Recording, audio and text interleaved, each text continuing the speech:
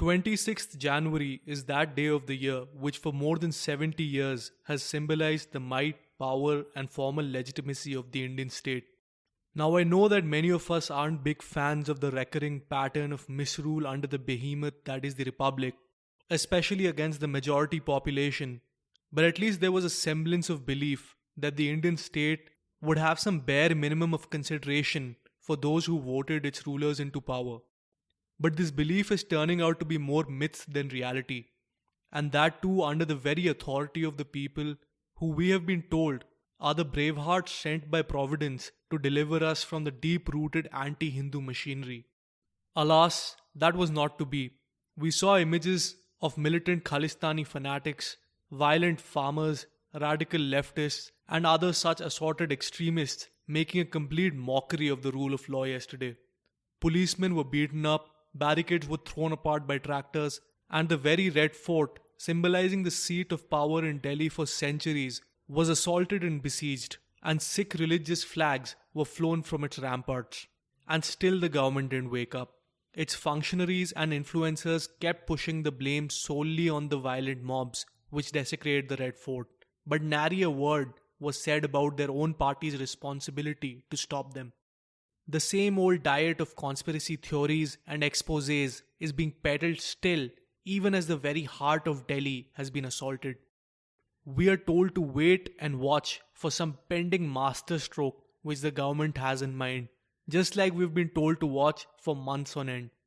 Even when the protesters initially started blockading national highways and Delhi's borders with other states, they were left to their own devices to do whatever they wanted to. We were told this was all part of some grand strategy.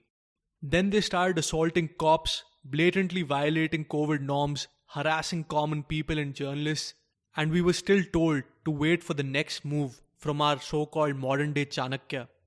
Open calls for Khalistan were raised, and they dared the state that they would raise the flags of Khalistan on Republic Day at the Red Fort, and we were still told to wait for a masterstroke.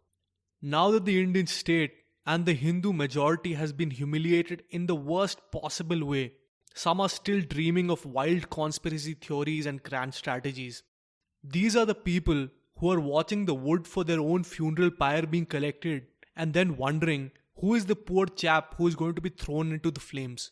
But amidst all this madness, there is at least one positive which has emerged, and that is that many common people have finally been woken up from their deep slumber by the events of this Republic Day. They've woken up in their lakhs, in their millions, and are finally questioning the party apparatchiks and their lies. This is a mass awakening, the likes of which we have not seen in many, many years. The dissident Hindu right is now not just limited to a niche corner of Twitter or Reddit or YouTube, but is transforming itself into a mass movement which refuses to be blind to the many faults and failures of the BJP. In this remarkable turn of events, the exposers in chief have become the exposed. The era when each of their mistakes and about turns would be excused for the sake of some imaginary notion of Hindu unity is over. A new period of self-reflection, critical thinking, and novel political strategy is upon us. The only question is, what will we make of this new window of opportunity?